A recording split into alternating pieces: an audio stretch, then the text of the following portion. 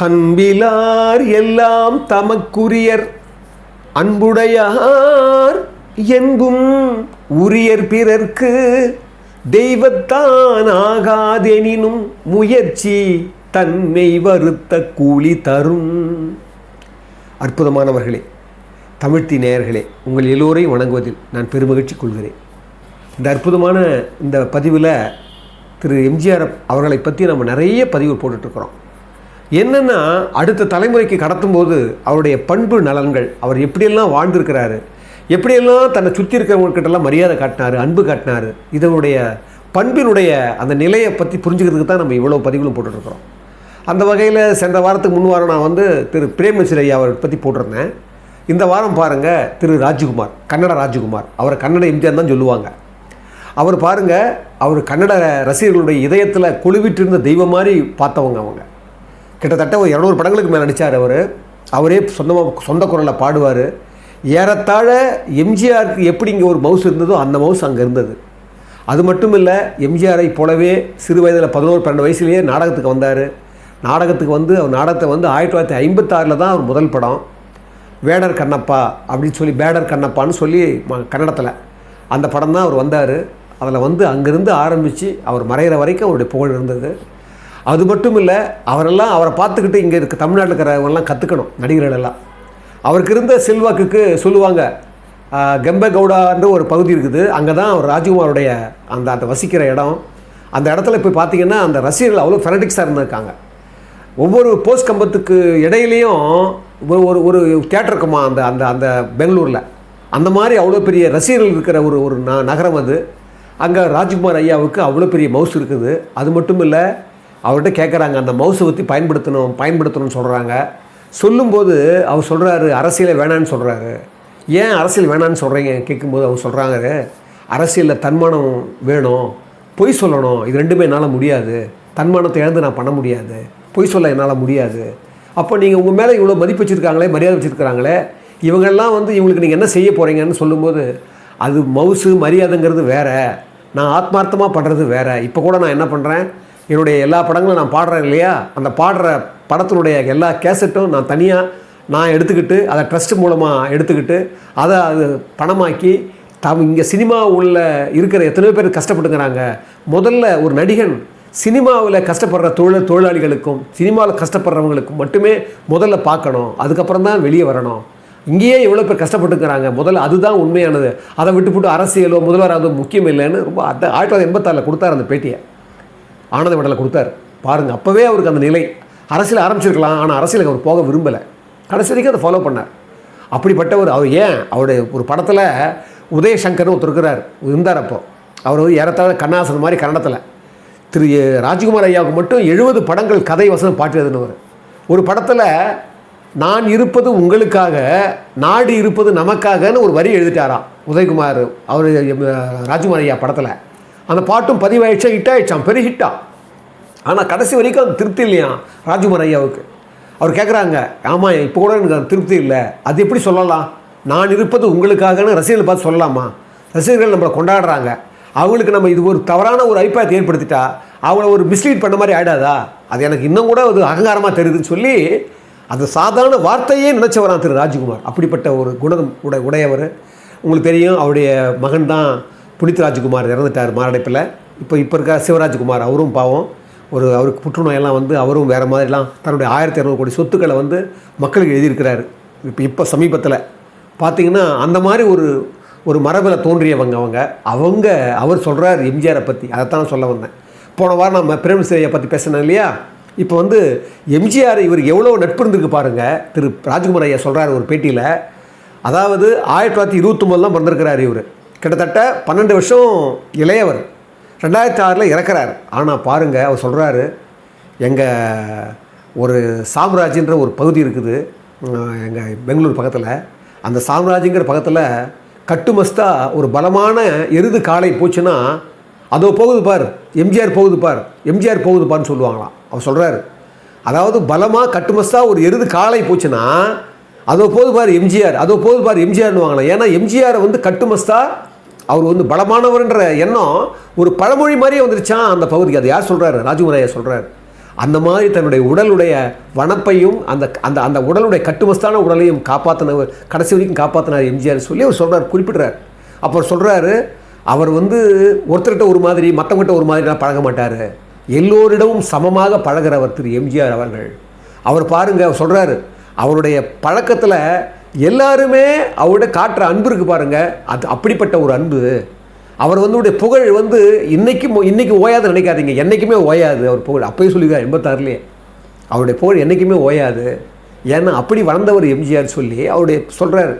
நாங்கள் வந்து விஜயவாகினி ஸ்டுடியோ இருக்கும்போது, நான் அப்போ வந்து பக்கத்தில் ரேவதி ஸ்டுடியோன்னு ஒரு ஓரமாக இருக்கும், அந்த ரேவதி ஸ்டுடியோவில் தான் நான் வந்து ஒரு செட்டில் இருப்பேன். பக்கத்து செட்டில் வந்து திரு எம்ஜிஆர் இருக்கிறாரு, நான் பார்த்ததில்லை, ஆனால் அவரை பற்றி நான் நிறைய கேள்விப்பட்டிருக்கிறேன்.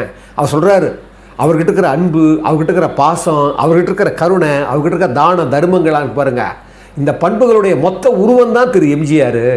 அந்த மொத்த உருவத்தை, அந்த மொத்த உருவமாக இருக்கிற திரு எம்ஜிஆருடைய பண்புகளை நாம் எல்லாரும் பின்பற்றணும், அவரை அதை பார்த்து தான் நம்ம தெரிஞ்சுக்கணும்னு சொல்லி அன்றைக்கே ஒரு பதிவு கொடுக்குறாரு, ஒரு பேட்டி கொடுக்குறாரு. சொல்லிட்டு சொல்கிறார், அந்த ரேவதி ஸ்டுடியோவில் இருக்கிற போது பக்கத்தில் இருந்தோம் நாங்கள், அப்போ எனக்கு தெரியாது அவரை, ஆனால் நிறைய கேள்விப்பட்டுக்கிறேன், எம்ஜிஆரை பற்றி நிறைய கேள்விப்பட்டிருக்கிறேன், அவர் இப்படி கொடைவள்ளல் தன்மை உடையவர், எல்லோருக்கூட சமமாக பழகிறவர் அப்படின்னு ஆச்சரியமாக கேள்விப்பட்டிருக்கும் போது என்னுடைய நண்பர் ஒருத்தர் ரேவதி ஸ்டுடியோவில், நான் ஒரு செட்டில் இருக்கிறேன், அவர் ஒரு செட்டில் இருக்கிறாரு. அப்போது அந்த நான் பக்கத்தில் இருக்கிற செட்டில் போய் என் நண்பர் தான் அவரை அறிவுப்படுத்தி வச்சார். முதல் சந்திப்பிலேயே அவரும் நானும் அப்படி ஒரு பரிச்சயம் ஏற்பட்டு போச்சு. நான் எப்படி அவரை சந்திக்கிறதுக்கு முன்னால் அவரை பற்றி நான் என்ன கேள்விப்பட்டிருந்தேனோ, எவ்வளோ அதிகமாக கேள்விப்பட்டிருந்தோம், அதெல்லாம் நான் முதல் சந்திப்பிலேயே நான் பார்த்தேன். அவருக்கு அது தகுதியானவர் அவர். அது மட்டும் இல்லை, அதுக்கப்புறம் நாங்கள் வேறு ஸ்டுடியோக்குள்ளே நாங்கள் எங்கேனா ஷூட்டிங் இருக்கும்போது ஒரே இடத்துல நான் வேறு செட்டில் அவர் வேறு செட்டில் இருப்போம். அப்போ நாங்கள் போய் பார்க்கலான்னு நினைக்கிற போது பார்த்தீங்கன்னா, அவர் பாருங்கள், அவருக்கு அப்போவே அந்த அரசியல் சம்மந்தப்பட்டவங்க, உதவி கேட்டு வர்றவங்க எப்போவுமே கூட இருப்பாங்க. சரி, இந்த மாதிரி நேரத்தில் போய் நம்ம டிஸ்டர்ப் பண்ணக்கூடாதுன்னு சொல்லி நான் அவர் போய் பார்க்குறதுக்கு தவிர்த்துருவேன். பாருங்கள், என்ன கேள்விப்பட்டு அவர் வருவார் என் செட்டுக்கு, வந்த உடனே எனக்கு ஒரு மாதிரி ஆகிடும். நான் கேட்பேன், நான் தான் உங்களை தேடி வரணும், நீங்கள் வந்திருக்கீங்களே அப்படின்னு நான் சொல்லுவேன். சொன்னோன்னு அவர் சொல்லுவார், இல்லை நீ வரக்கூடாது, நீங்கள் வரக்கூடாது, நான் தான் உங்களை தேடி வரணும்னு சொல்லி பாருங்கள், அந்த பண்பு பாருங்கள். அவர் சொல்கிறார், நான் அவரை விட சின்னவன், நான் அவரோட வந்து ஒரு கலை உலகத்தில் வந்து பின்னால் வந்தவன், இருந்தால் கூட அவர் பாருங்கள், நீங்கள் வரக்கூடாது, நான் தான் உங்களை தேடி, எப்படி சொல்கிறாரு பாருங்கள். அதை என்றைக்குமே தன்னை மூத்தவனாக இருந்தால் கூட அவங்க தான் சின்னவனை தேடி வரணுன்ற ஒரு பண்பு அவர் சொல்கிறாரு.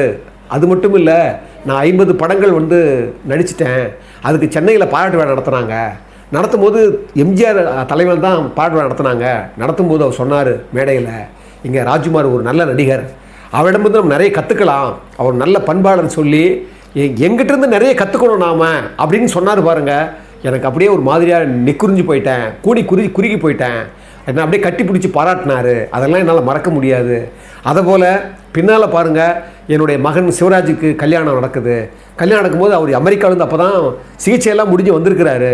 அப்போ நாங்கள் ராமவரம் தோட்டத்துக்கு நானும் பருவதம்மாள் என்னுடைய மனைவியும் போனால் முதல்ல அவர்கிட்ட பேசிவிட்டு நான் சொன்னேன், ஐயா நீங்கள் உங்கள் சிரமத்தில் நீங்கள் வர வேண்டாம், எனக்கு ஒரே ஒரு மட்டும் உதவி செய்யுங்க, நான் என்னுடைய பையனுடைய கல்யாணம் முடிச்சுட்டு ரிசப்ஷன் முடிச்சுட்டு நேராக இங்கே கூப்பிட்டு வரேன், நீங்கள் ஆசீர்வாதம் பண்ணால் மட்டும் போதும்னு நான் ரொம்ப அவர்கிட்ட வேண்டி கேட்டுக்கிறேன். கோவப்பட்டார். ஏன் நீ சொன்னாலும் சொல்லலாம், நான் ரிசப்ஷன் வருவேன், கண்டிப்பாக வருவேன் அப்படின்னாரு. சொன்னது போலவே அன்றைக்கி ரிசப்ஷனுக்கு வந்து இருந்துட்டு அதுக்கப்புறம் கொஞ்சம் நேரம் உட்காந்துட்டு அதுக்கப்புறம் தான் போனார். அப்போ தான் எனக்கு தெரிஞ்சது, என்னுடைய நட்பையும் என் அன்பையும் வந்து அவர் எந்த அளவுக்கு மதிக்கிறான்றதை நான் நெக்குறிக்கு போனேன். அது ஒரு சந்தர்ப்பம். அதுக்கப்புறம் அவர் உடல்நலம் சரியில்லாமல் போன பிறகு நாங்கள் மறுபடியும் சும்மா அவருடைய உடல்நிலை பற்றி விசாரிக்கணும், நம்ம சொந்தமாக போகக்கூடாதுன்னு சொல்லிட்டு மறுபடியும் நானும் என் மனைவியும் போனால் அப்போ அவரால் சரியாக பேச முடியல. அப்போ அவர் சொல்கிறார், வந்த உடனே எங்களை உட்கார வச்சு கட்டி பிடிச்சி உட்கார வச்ச உடனே ஜானகி அம்மாவை பார்த்து நேற்று செய்கை காட்டினார். உடனே அந்த அம்மா சொன்னாங்க, நேற்று கன்னட ஒளியும் போட்டாங்க, அந்த ஒளியில் உங்கள் பாட்டை போட்டாங்க, நம்ம ராஜ்குமார்னு நேற்று சொல்லி கிடந்தார், அதைத்தான் இப்போ சொல்கிறாரு அப்படின்னு சொன்ன உடனே ஒரு குழந்தையை போல் என் மேலே எவ்வளோ வாங்கியம் அவருக்கு, எவ்வளோ அன்பு அவருக்கு நான் எவ்வளோ கொடுத்து வச்சுருக்கிறேன். அது மாதிரியே அவருடைய ஒரு சிஎம்மாக இருக்கிறாரு, வறட்சி நிவாரண நிதி நான் கொடுக்குறேன், அந்த ஒரு செக்கு கொடுத்தேன், அந்த செக்கை வாங்கி வச்சுக்கிட்டு எங்கள் ராஜ்யமாக கொடுத்ததுன்னு சொல்லிட்டு எல்லார்ட்டையும் காமிச்சார். அதாவது எம்ஜிஆரை பற்றி அவர் சொல்கிறார், நான் சொல்லிக்கிட்டே போகலாம். ஏன்னா வாழ்க்கையில் அவரை மாதிரி தான் நம்ம வாழணும், அவரை மாதிரி தான் நம்ம வந்து தான தர்மம் பண்ணணும், அவரை மாதிரி தான் இருக்கணும். ஆனால் அரசியலில் அவரை மாதிரி இருக்க முடியாதுன்னு தெரிஞ்சுக்கிட்டேன். ஏன்னா எனக்கு தெரிஞ்சு அரசியலில் இருக்கிறவங்க யாராக இருந்தாலும் அவங்க அரசியல் அவர் எதிரிகள் இருக்கலாம், ஆனால் தனிப்பட்ட முறையில் அவர் மேலே அன்பு காட்டாத யாருமே இருக்க முடியாது. அப்படிப்பட்ட ஒரு ஒரு ஒரு ஒரு பெரிய தன்னிலை ஒரு புரிந்த ஒரு பெரிய அற்புதமானவர் அவர் எம்ஜிஆர்னு சொல்லி அவர் முடிக்கிறார் கட்டுரையில். இன்னொரு முக்கியமான செய்தி சொன்னார் அவர், அதுதான் ரொம்ப முக்கியமானது. அதாவது ஒரு முறை உடுப்பியில், கர்நாடகா உடுப்பியில் ஷூட்டிங் நடக்குது. அப்போ இவரும் அவரும் தெரியாமலே 2 பேரும் ஒரே ஹோட்டலில் தங்கியிருக்காங்க. அன்னைக்கு முதல் நாள் ஷூட்டிங் போயிட்டு வந்து ராஜ்குமார் ஐயா சீக்கிரம் வந்துருக்கிறாரு. சீக்கிரம் வந்த பிறகு கார் வந்து இறங்கி உள்ளே வராரு. பார்த்தா எதிர்ப்புறத்தில் நிறைய கார்கள் வருது. நிறைய கார்கள் வந்த உடனே பார்க்குறாரு எம்ஜிஆர் ஷூட்டிங் முடிச்சுட்டு வராரு. இவரும் என்ன பண்ணுறாரு, இறங்கினவர் அவர் பரபரம் வந்தாங்க பாருங்கள், வந்தவங்களுக்கு வழி விட்டு ஓரமாக நிற்கிறாரு. எல்லாரும் ஓரமாக நிற்கும் போது ஹோட்டலோட வெளியில் வந்து நிற்கும் போது எல்லாரும் வணக்கம் சொல்கிறாங்க எம்ஜிஆருக்கு. அவரும் வணக்கம் சொல்கிறாரு. எதிர்க்க வந்து லிஃப்ட் இருக்குது. இவர் வணக்கம் சொன்னார் பாருங்கள். சொல்லிட்டு எம்ஜிஆர் கூட கவனிக்காமல் போயிட்டார் லிஃப்ட்டுக்குள்ளே. ஏன்னா இவர் வந்து அவர் வேகமாக வராரு, நிறைய பேர் கூட்டம் வரான்னு சொல்லி ஒதுங்கியிருக்கிறார். யார்? ராஜ்குமார் ஐயா. இவர் ஒதுங்கி போய் லிஃப்ட்டுக்கு போயிருக்கிறாரு. லிஃப்ட்டை போய் தான் பார்க்குறாரு, ராஜ்குமார் நிற்கிறத பார்த்துருக்கிறாரு. வணக்கம் சொல்லியிருக்கிறாரு, கவனிக்கல எம்ஜிஆர். டப்புன்னு மேலே போயிடுச்சு லிஃப்ட்டு. இவர் என்ன சொல்கிறாரு, இப்போ தான் ஷூட்டிங் முடிச்சு வராரு, நம்ம வந்து டிஸ்டர்ப் பண்ண வேணாம், அவர் போட்டோன்னு விட்டுட்டாராம். இவர் போய் நினைக்கிறாரா, நினச்சி போன லிஃப்ட்டு திருப்பி கீழே வருதான். கீழே வந்த உடனே எம்ஜிஆர் வந்து என்ன பண்ணாராம், லிஃப்ட்டை எடுத்துகிட்டு வந்த உடனே நேராக வாங்க அப்படின்னாராம். இல்லை, நீங்கள் இப்போ தான் ஷூட்டிங் முடிச்சுட்டு வரீங்க, நீங்கள் டிஸ்டர்ப் பண்ணக்கூடாது, நான் அப்புறமா வரலான்னு நினச்சேன், அதனால தான் நான் வந்து இல்லை நான் உங்களை தரும்போது நான் கவனிக்கலை, நான் உள்ளே போய் லிஃப்ட்டில் போகும்போது தான் கவனிக்கிறேன், நீங்கள் என்ன, நீங்கள் வாங்க நம்ம ரூம் போகலாம், இல்லை நான் அப்புறமா வரேன், எனக்கு கொஞ்சம் களைப்பெல்லாம் தீருங்க, நீங்கள் உடனே வாங்கன்னு சொல்லி கையை பிடிச்சி இழுத்து போனார். இழுத்தும் போயிட்டு அவர் ரூமில் வச்சு உடனே டிஃபனுக்கு ஏற்பாடு பண்ணிவிட்டு எங்கிட்ட அவ்வளோ ஒரு மணி நேரம் பேசினார். பேசி அப்புறமா தான் என்னை வந்து அமிச்சார். இந்த மாதிரியான ஒரு குணத்தை நான் அவர்கிட்ட மட்டும்தான் பார்த்தேன். அவருடைய எவ்வளோ பேர் நம்மகிட்ட பழகிறோம், ஆனால் அவர்கிட்ட பழகின அந்த நினைவுகள் வந்து என்றைக்குமே பண்ண முடியாது, என்றைக்குமே நம்ம வந்து மறக்க முடியாது. அவர் சொல்கிறார், நெக்குருகி சொல்கிறார். அவர் வந்து எனக்கு தெரிஞ்சு 1980களில், நான் 82லலாம் நீங்கள் பார்த்தீங்கன்னா இங்கேயே ட்ரஸ்ட்புரம், சென்னை ட்ரஸ்ட்புரம் அவரோட வீடே ஒன்று இருந்தது, ராஜ்குமார் வீடுன்னு சொல்லுவாங்க. அவருக்கு தமிழ்நாட்டு மேலேயும் நிறைய எம்ஜிஆர் மேலெல்லாம் பெரிய ஒரு மதிப்பு இருந்திருக்குது. அதை அவர் குறிப்பிட்றார்.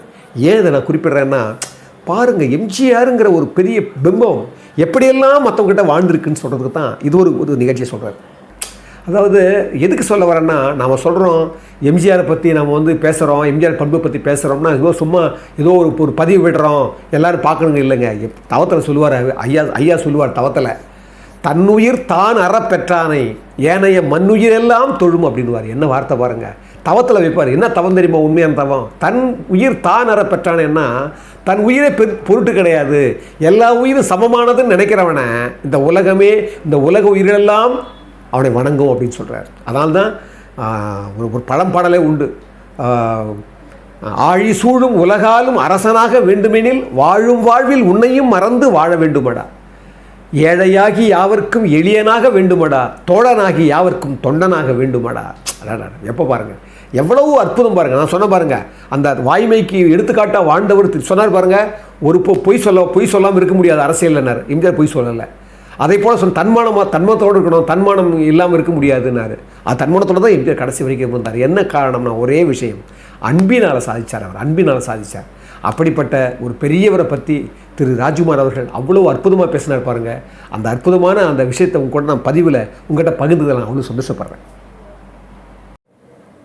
அன்புள்ள மிக்கவர்களே, அற்புதமானவர்களே, புரட்சித் தலைவர் மறைந்தும் மறையாமல் இருக்கிற, இன்னும் வாழ்ந்துக்கிட்டு இருக்கிற, இன்னும் வாழப்போகிற திரு எம்ஜிஆருடைய பக்தர்களே, இந்த தமிழ் தீயினுடைய பதிவுகளை கேட்டு நிறைய பேர் எங்களுக்கு வந்து வாழ்த்து தெரிவிக்கிறாங்க, பிளஸ்ஸிங் கொடுக்குறாங்க. சில பேர் அவங்களால முடிந்ததை ஒரு பொருளுதவி தராங்க. எங்களால் மேலும் மேலும் எங்களுக்கு இந்த பொருளுதவி தான் ரொம்ப கடினமாக இருக்குது. ஏன்னா நானும் வந்து நான் ஏற்கனவே கூட என்னுடைய பதிவுகளை சொல்லியிருப்பேன், நானும் வந்து அந்த நிலையில் இப்போ நான் பொருளாதாரத்தில் இல்லை, இழந்திருக்கிறேன். அதனால் இந்த மேலும் மேலும் நற்பண்புகளையும் இந்த நற்சிந்தனைகளையும் நாம் ஒரு இறைலயமான ஒரு திரு எம்ஜிஆருடைய அந்த வாழ்வியலையும் நம்ம மேலும் மேலும் சொன்னால் தான் அடுத்த தலைமுறைக்கு சரியாக இருக்கும்னு சொல்லி, அதனால் எங்களுக்கு பொருளுதவி தேவைப்படுறதால உங்களுக்கு நிலை உடையவர்கள் கொடுக்கின்ற எண்ணம் உடையவர்கள் இருந்தீங்கன்னா நிச்சயமாக இதை உதவுங்க. அதை நாங்கள் மேலோங்கி வாங்கிக்கி உங்களுக்கு எல்லாருக்காகவும் இந்த உலகத்திற்காகவும் மறுபடியும் இங்கே இருக்கிற எல்லா உயிர்களுக்காகவுமே பிரார்த்தனை பண்ணி இந்த தமிழ்த்தி உங்களை வணங்குகிறது.